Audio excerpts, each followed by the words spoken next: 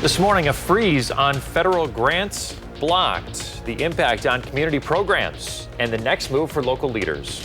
Plus, a more than 100-year-old company changing ownership structure. Hear from the company CEO about how this will benefit employees. Happy Wednesday, everyone, and welcome to News 3 Now This Morning. I'm Kyrie Lee. I'm Chris Stanford. Thanks for joining us. Boy, it's feeling more and more like spring out there. Yes, and I'm not mad about it. Oh, is this the images from last night? Yes. We're starting to, we got to confirm, but we are starting to hear more about what this is. So we got to, when we get a chance, we'll try to update the people. So. All right. I know a lot of people are wondering. You might have seen it outside last night. We had some clear skies and some warmer temperatures. Let's check in with Savannah Brito. She's out on the patio this morning to let us know what we're in store for today. Hey there. Hey guys, good morning. Yeah, a couple areas even reached the lower 50s yesterday. It will be a little bit cooler this afternoon. Continued breezy but mild conditions where we're still going to be above average, luckily. 36 in Madison right now. 11's where we usually should be for nighttime temps. Everyone across southern Wisconsin waking up to very mild weather, but it's still breezy. Like I said, it'll be breezy the next couple of days. So we're not really going to break that pattern, at least until we get through the weekend. That's when cooler weather is going to arrive. Through the weekend, we're still tracking mild conditions above average. And then as we head closer to the weekend, we're still tracking a few chances for precipitation. We'll talk about that coming up, guys. All right. Talk to you then, Savannah. Thank you. Well, a temporary block of a Trump administration freeze on federal grants and loans is set to expire on Monday now. A U.S. district judge issued the block just minutes before it would go into effect. It came after a Trump administration announcement that it would begin an across-the-board ideological review of spending. The move is defended by White House Press Secretary Caroline Leavitt. The reason for this is to ensure that every penny that is going out the door is not conflicting with the executive orders and actions that this president has taken. The pause on federal grants has the potential to have big impacts right here in Wisconsin. Madison Mayor Satya Rhodes Conway says city staff is working to find out what city programs could be impacted. The truth is, at this point in time, we just don't know what the impact will be or how broad it will be. The language in this directive is new, it's unprecedented, it's exceedingly vague, and as you have heard, is already facing legal challenges. Local organizations are also navigating the potential impacts of the loss of federal funds. Head Start Wisconsin has not been able to access their payment reimbursement request system, despite being told they would not be included if the pause were to go into effect. In Dane County alone, they received $14 million in federal funds. Our families depend on us for childcare so that they can go to work. Many families would be at risk of losing their jobs if we had to close our program, even for a short period of time. Head Start Wisconsin serves about 15,000 kids up to 5 years old and their families with early education, health, and meal support and more. Well, the White House is offering federal workers the option of keeping full-time pay and benefits through the end of September if they decide to resign their positions by February 6th. Senior administration officials say they expect around 10% of the roughly 2 million civilian federal employees nationwide to opt in.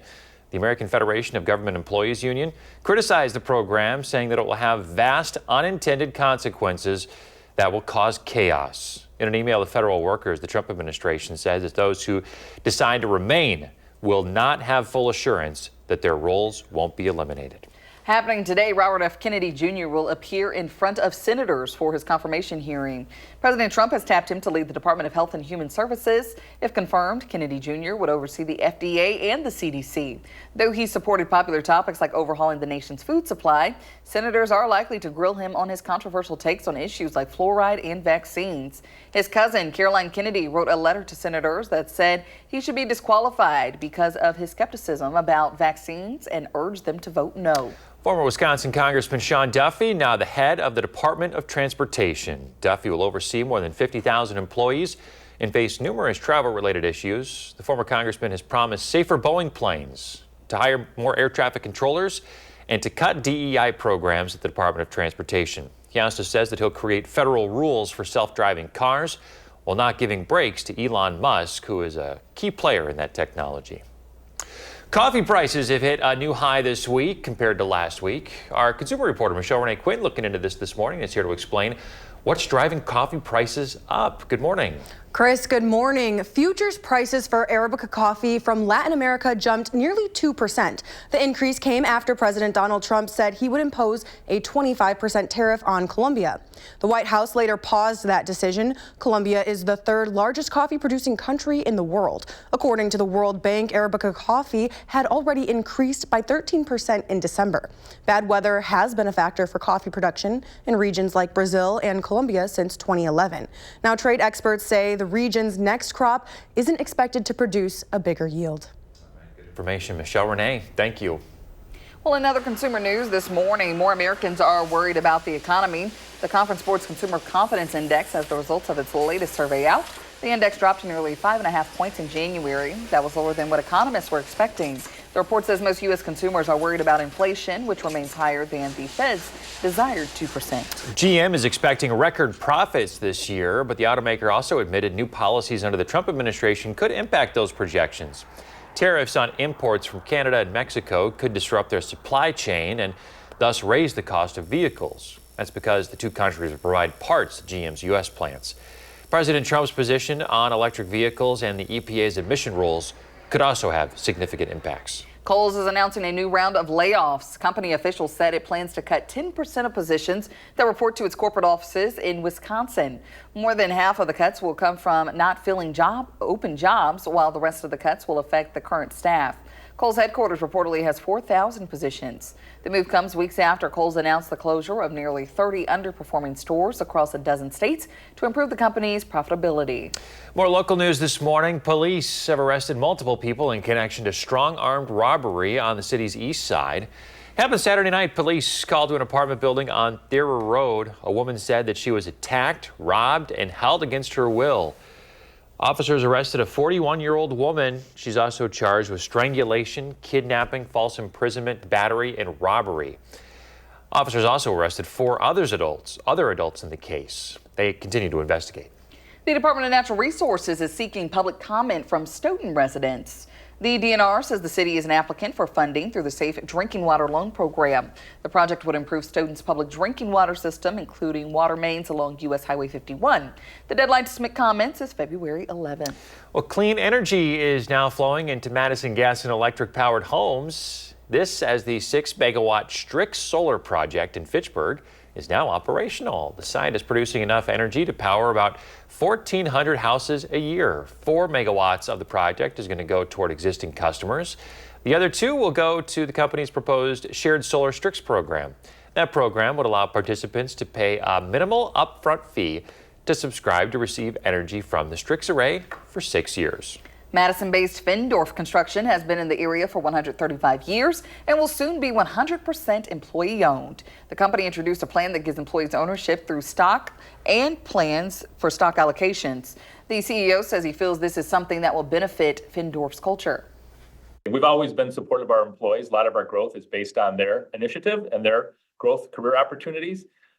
Hoping this can even stimulate that even more now that they have a little more to do with that growth and success of the company.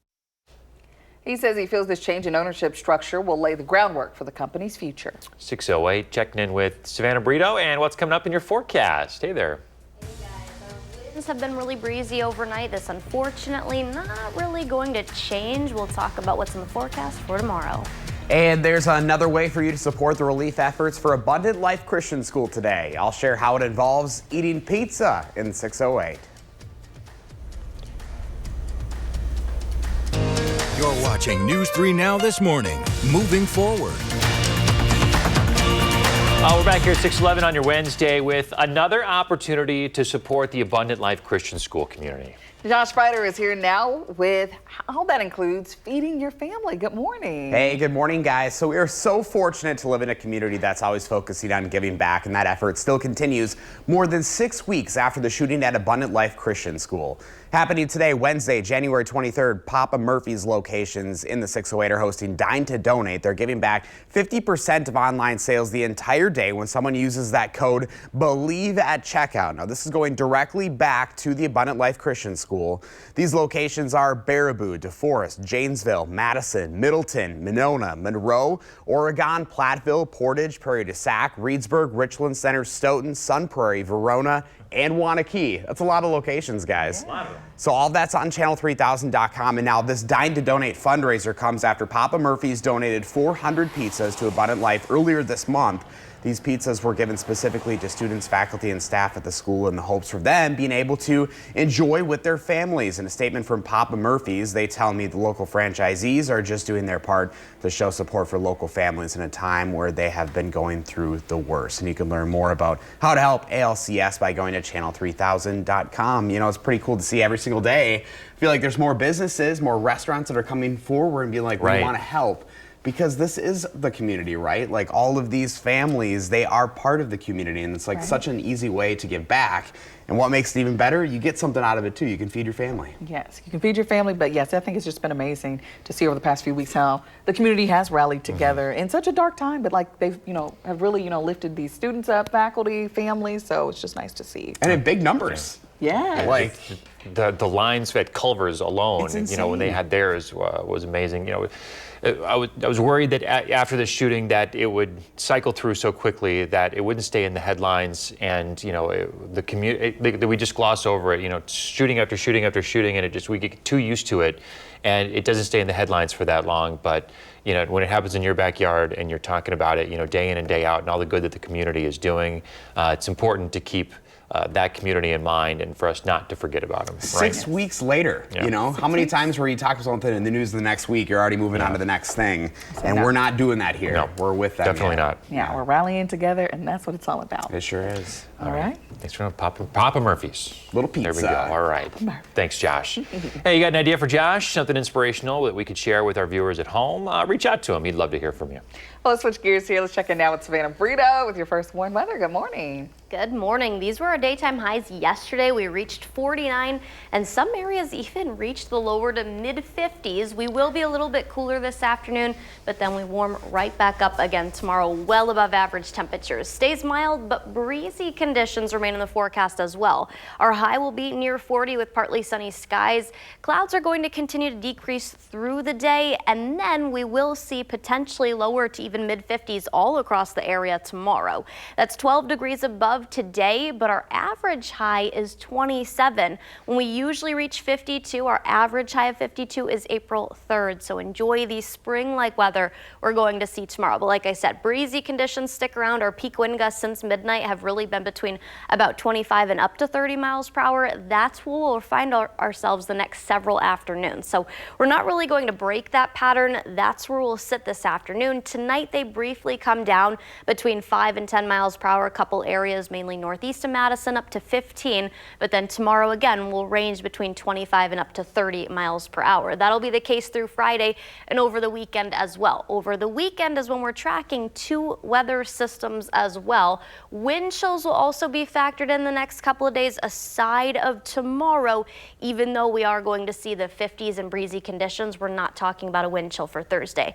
This afternoon, this is lunchtime, showing our wind chills down to about 25 or so degrees. So it'll be a little bit cooler, about 10 degrees cooler to 15 than what our daytime highs are going to be. And then watch tomorrow, forecasted 52. We're going to not have a wind chill factored in, but winds are still going to be around 25 to 30 miles per hour.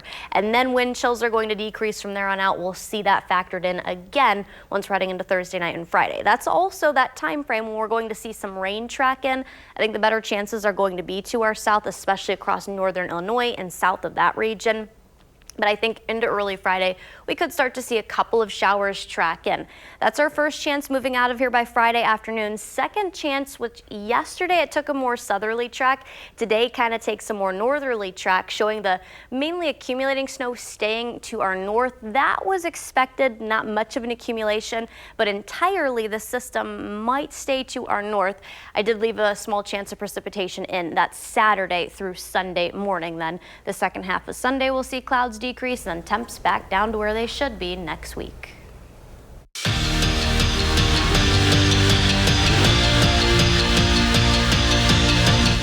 Wisconsin men's hockey heads north this weekend for a huge series against Minnesota. Mike Hastings' squad looking for a little revenge from earlier this season because remember the Gophers swept the Badgers back in November. And when it comes to the border battle, there's not much that needs to be said.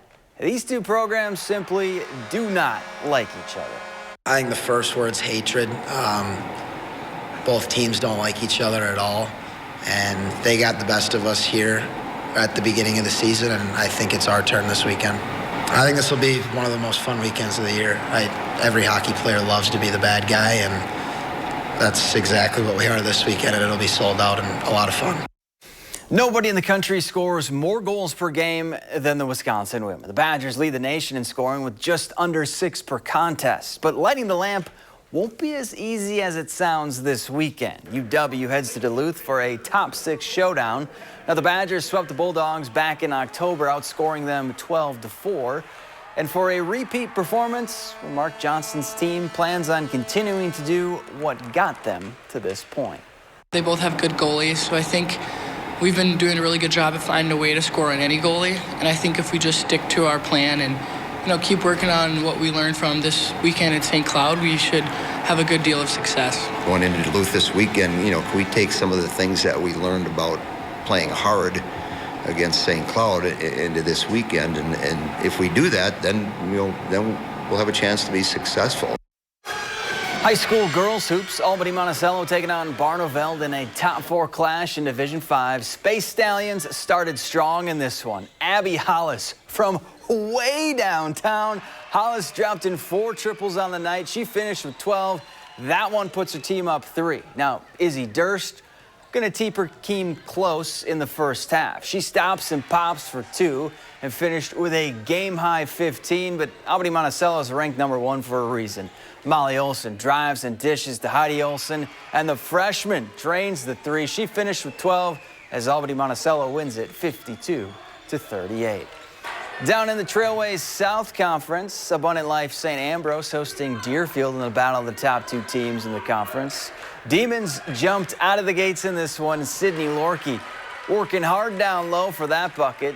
That puts Deerfield up 7, but the home team would come all the way back and then some. Nina Richmond splashes home the triple to put the Challengers up 4.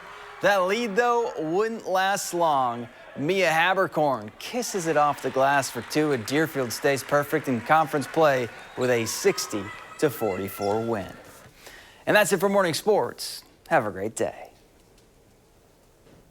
Thanks, Zach. Still ahead, the new flavor from Coke, and we talk about our favorite puzzles. We're back right after this. Time now, 6:23. This photo here from Amanda. She says, flying lights. This is what a lot of people who were outside last night got to see. And we're still kind of, skeptical about what exactly this is, but we're hoping to learn here soon. Yeah, a lot of people saw this last night. It's all over my social media this morning. We're starting to look into it, and we've been asking questions and trying to find the right experts to fill us in on what the heck that was in the sky last night. Looks cool, whatever it I is. was gonna say, very cool. Wish I was awake for that. Fascinating. Hey, thanks for the picture, Amanda, and sending it in. Appreciate it.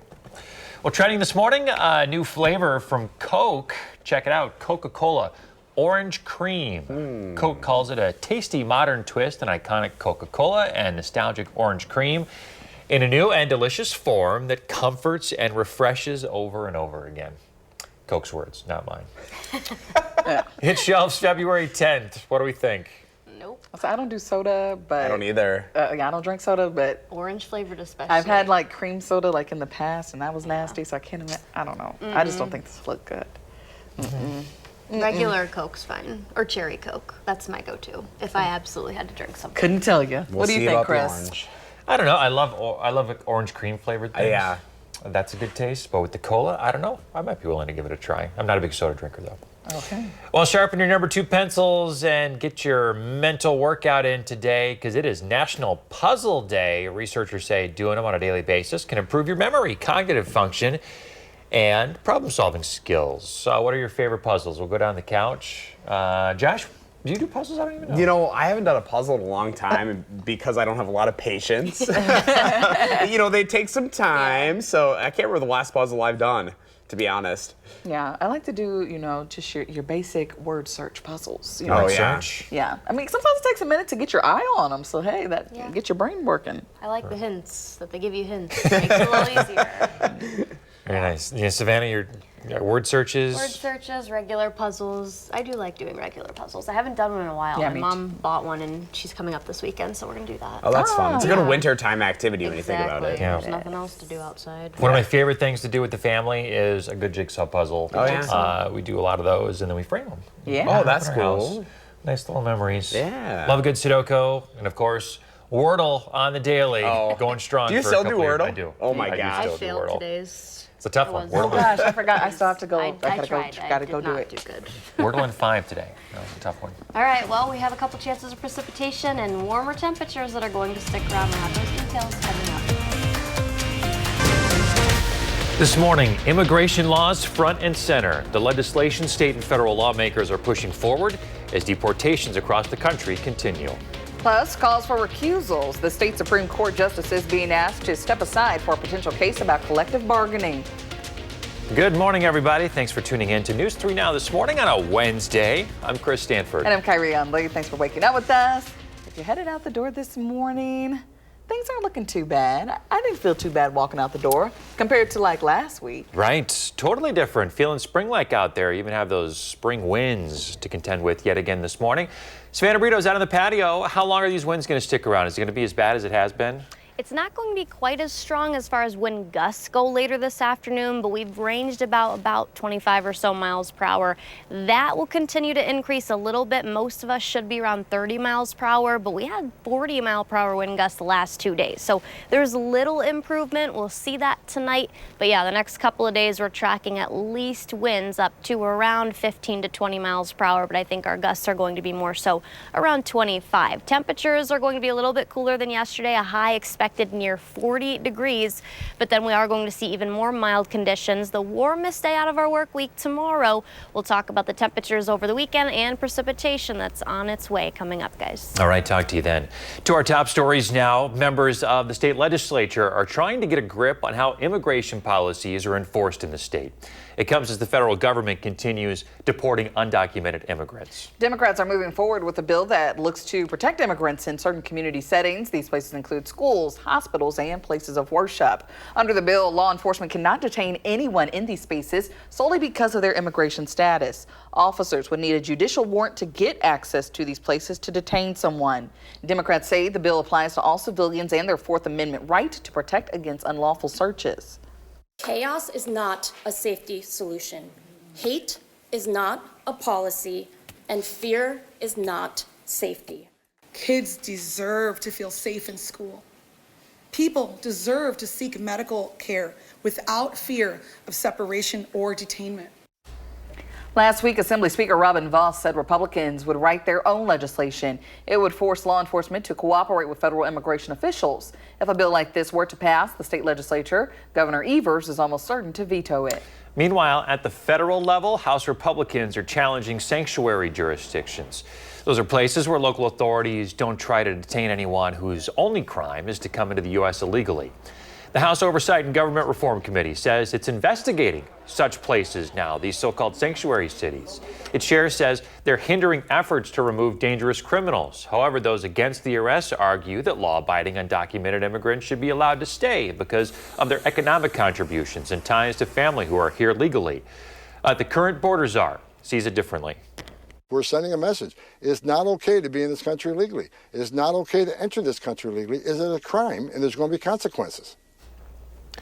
He says that ICE is prioritizing violent criminals for now, but people who have lost deportation cases will be next. They'll be followed by anyone else without proper documentation. A White House official says President Donald Trump is expected to sign his first bill this term into law today. That bill is the Laken-Riley Act. It requires the Department of Homeland Security to detain undocumented migrants for certain crimes. They include offenses like theft and burglary or those resulting in death or serious injury. It applies to people in the country unlawfully or without legal status. The bill has earned bipartisan support. Criminal networks that have brought devastating crime to American soil. We're getting them all out. Americans are very clear. They want more border security, but they also want an opportunity for sane immigration reform that stabilizes and fixes our broken immigration system. In the House, 48 Democrats joined all voting Republicans in supporting the bill. Wisconsin's 2 House Democrats were not among those 48. The legislation is named after a 22-year-old Georgia student who was killed last year. An undocumented migrant from Venezuela is serving a life sentence for her murder. Well, here's a chance to talk with your local congressman. Mark Pocan is hosting a town hall tonight. You can share your views about the early days of the Trump administration with them. That town hall is expected to focus on immigration and the recent situation involving the federal funding freeze.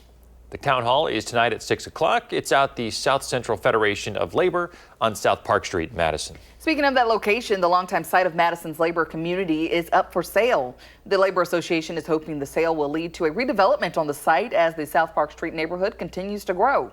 The Labor Temple site has been listed for a sale price of $7.9 million. It includes the association's desire to be part of any future redevelopment. I think the Madison community is a growing community, and the labor movement is a big part of that. And we just want to make sure that we are growing and developing and advancing not only the community, but the labor movement. And we're in a big spot here that can do that. The property's listing also provides a concept plan to build up to 675 units in an 11-story building. An update now from Mazomanie. A student will face criminal charges for a threat to the Wisconsin Heights School District. You may recall our breaking news coverage last Friday morning when the threat shut down the district. The Dane County Sheriff's Office says the deputies investigated the threat and found there was no immediate danger. The Sheriff's Office will still refer a disorderly conduct charge against the student responsible. They say it created an unnecessary alarm. They have not released the student's name. Madison police are investigating after an attack on a woman at a hotel. Officers responded to the Baymont Inn and Suites on Coho Street off West Beltline Frontage Road early yesterday morning. Police say while one suspect attacked the woman, another suspect allegedly entered the woman's room to steal money. Police have not arrested anyone, and the investigation continues. Well, back to the state capitol now. There is a new push to remove a state Supreme Court judge from the case to decide the fate of Act 10. The calls come from Assembly Speaker Robin Vos and Senate Majority Leader Devin LeMahieu. They want Justice Janet Protasiewicz to recuse herself from the pending Act 10 lawsuit. Last year, a judge virtually overturned the Scott Walker-era law. It revoked the rights of most public workers to bargain for wage increases. Republicans immediately appealed, which is now on hold. It's expected to end up before the High Court. Justice Protasiewicz is the newest of the 7 justices. Her 2023 win flipped the court's control to a liberal majority. During her campaign, Protasiewicz said she believes Act 10 is unconstitutional. She even participated in protest against it and signed the petition to recall former Governor Scott Walker. Protasiewicz previously told the Milwaukee Journal-Sentinel that she'd consider recusing herself from any case challenging Act 10. If she does that, the court would be deadlocked 3-3 between liberals and conservatives. Now, on the flip side, Democratic leaders are also calling on one of the court's justices to recuse himself. Assembly Democratic leaders Greta Neubauer and Senate Democratic leader Dianne Hesselbein are behind this call. In a statement, they say Justice Brian Hagedorn should recuse himself because he used to work for Scott Walker. Their statement says that as former Governor Scott Walker's chief legal counsel, Hagedorn was a key drafter of this legislation. The need for recusal in this case is extremely clear. Of course, this all comes ahead of an April election to fill a seat on the Supreme Court. The federal government says it's looking into the national security implications of DeepSeek. It's the new artificial intelligence software from China. The U.S. Navy has banned its staff from using DeepSeek. They cite potential security and ethical concerns associated with the model's origin and usage. DeepSeek's emergence caused stocks for several American competitors like NVIDIA to drop in recent days. Well, UW-Whitewater's College of Business and Economics is now a full member of a European group. The collaboration links business schools from around the world. It's called the European Foundation for Management Development. The requirements to join include high standards, continuing to improve teaching, research, and engagement with the wider business industry. UW-Whitewater, part of a rare company here, just one of 27 colleges in the U.S. to join as a full member. Congratulations. Coming up after the break, we share some tips to protect yourself from identity theft and how you can learn more. And our average overnight low is 11. Check out our lows tonight heading into early Thursday morning, and Thursday's only going to be warmer. Details coming up. Plus, there's another way for you to support the relief efforts for Abundant Life Christian School today. I'll share how it involves eating pizza. Watching News 3 Now this morning. Moving forward. We're back here at 641. Culver's Restaurant in Sussex is helping support the family of a child who died in a tragic accident. They organized a fundraiser in memory of Finn Katana. He died after being hit by a school bus last month. Well, 25% of their sales yesterday at that restaurant went to the Finn Katana Memorial Fund. Culver's decorated the restaurant with superheroes because that's what Finn liked. They even encouraged guests to dress in their favorite superhero gear. As of course comes after Culver's locations in our viewing area held a similar fundraiser for those affected by the Abundant Life Christian School shooting. Time now 6:42. This week is Identity Theft Awareness Week. Our consumer reporter Michelle Renee Quinn has 3 tips to help you protect yourself from identity theft. Good morning. Good morning. Now, if someone has used your personal information to open an account, file a claim, or steal your tax refund, that is identity theft. The first thing you can do to protect yourself from identity theft is simply double checking your credit card and bank statements. Look up any transactions you don't recognize, and the same goes with health insurance statements. Make sure the care claims match the care that you received. The second step you can take is shredding any documentation that has personal or financial information. Step 3 is to check your credit report to monitor for possible fraud or identity theft.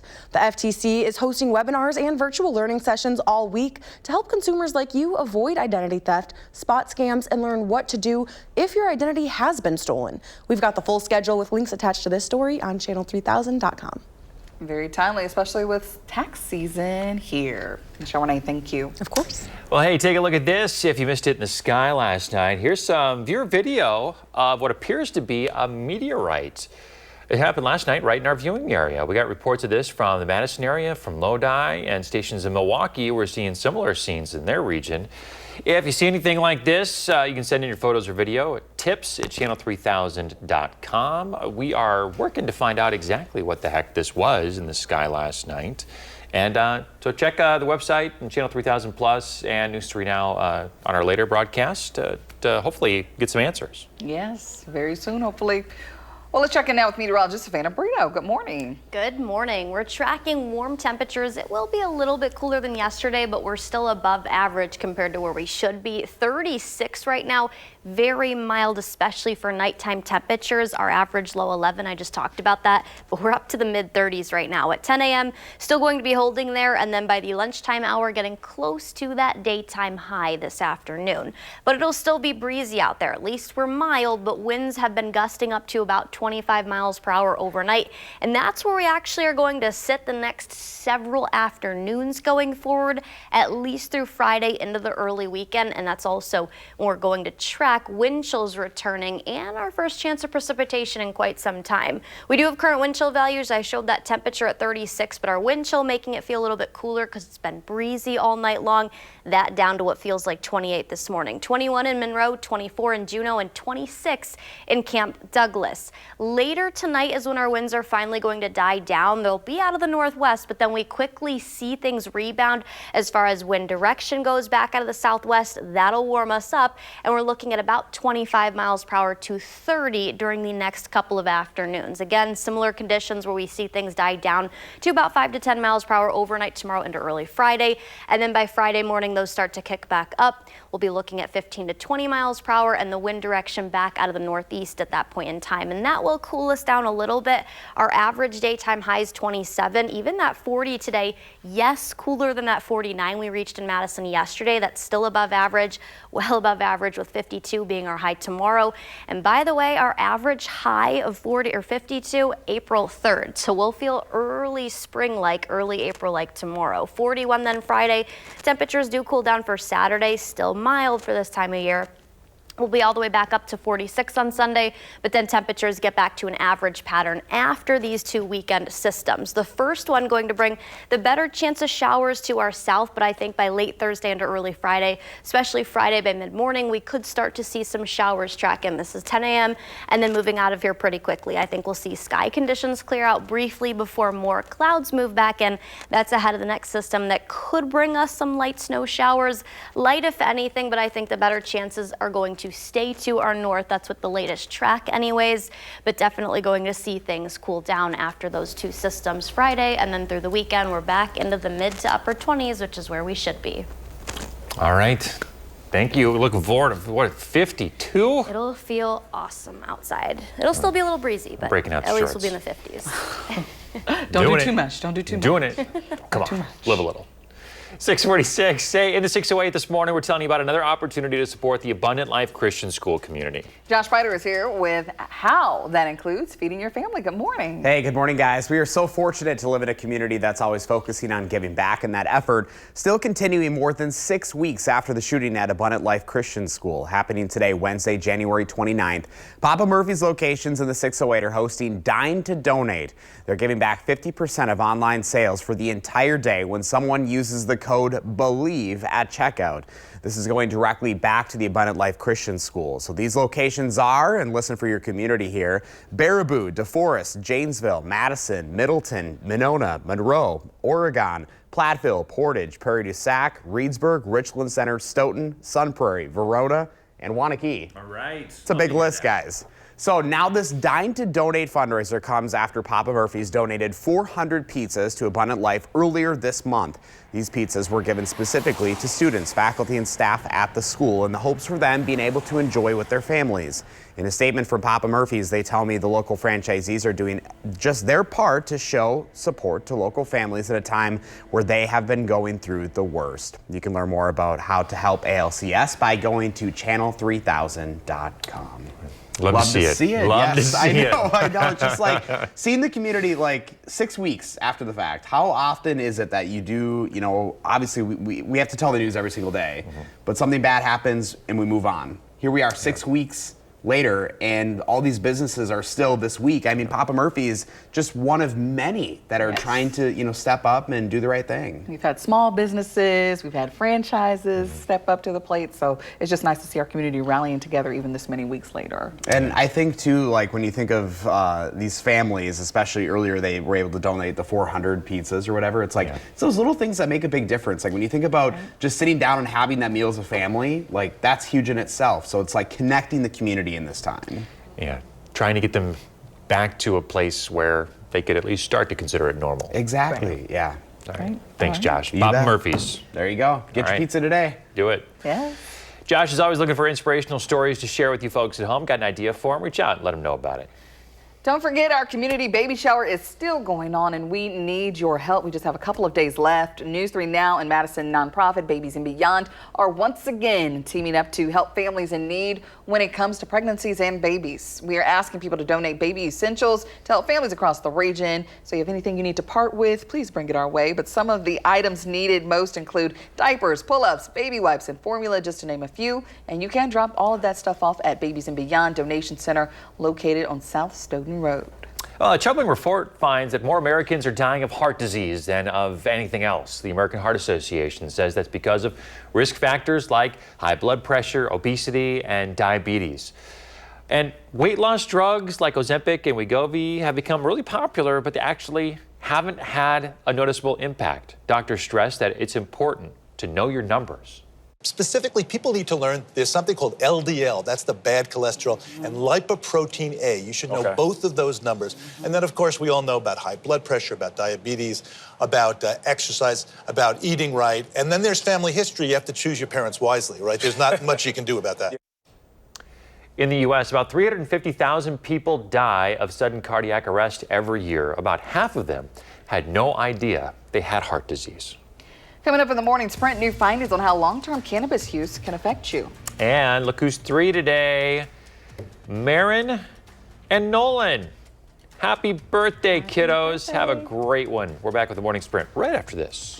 A block of a Trump administration freeze on federal grants and loans is set to expire on Monday. A U.S. district judge issued the block just minutes before it would go into effect. It came after a Trump administration announcement that it would begin reviewing spending across the board. The federal plans have led to confusion across the country over what would be affected. A White House official says President Donald Trump is expected to sign his first bill of this term into law today. It's the Laken-Riley Act. It requires the Department of Homeland Security to detain undocumented migrants for certain crimes. 48 House Democrats joined all voting Republicans to support it. Wisconsin's House Democrats were not among those 48. One of those two House Democrats from Wisconsin, Congressman Mark Pocan, is holding a town hall tonight. People in his congressional district will get the chance to share their views about the early days of the Trump administration. The town hall is expected to focus on immigration and the blocked federal funding freeze. It's tonight at 6 at the South Central Federation of Labor on South Park Street. Well, that location, the longtime site of Madison's labor community, is up for sale. The Labor Association is hoping the sale will lead to a redevelopment on the site as the South Park Street neighborhood continues to grow. The Labor Temple's been listed for $7.9 million and includes the association's desire to be a part of any future redevelopment. Madison police are investigating after an attack on a woman at a hotel. Officers responded to the Baymont Inn and Suites on Coho Street off West Beltline Frontage Road early yesterday morning. Police say while one suspect attacked the woman, another suspect allegedly entered the woman's room to steal money. Police have not arrested anyone, and the investigation continues. A study says people who use cannabis over the course of many years are at risk of poor memory and brain function. The study published in the JAMA Network found even recent cannabis use led to diminished cognitive performance. Young people who use cannabis for many years performed worse in tests of their memory and language. Well, today will be a little bit cooler, but then temperatures jump right back up. 52 is the forecast high for tomorrow, and even the 40 for today is above average. Our average high is 27, so we're about 15 or so degrees above that, and then well above that tomorrow, and we'll see some sunshine. I mean, it's looking like a really good day. I mean, a lot better than the 10-day we had last week when we had sub-zeros, plenty of those. We're finally seeing a flipping pattern, but it's not going to last that long either. That's okay. I'll take the 20s and then that at least negative. It's normal. Exactly. All right. All right, Savannah, thank you. You're welcome. We're back with another news and weather update in 30 minutes.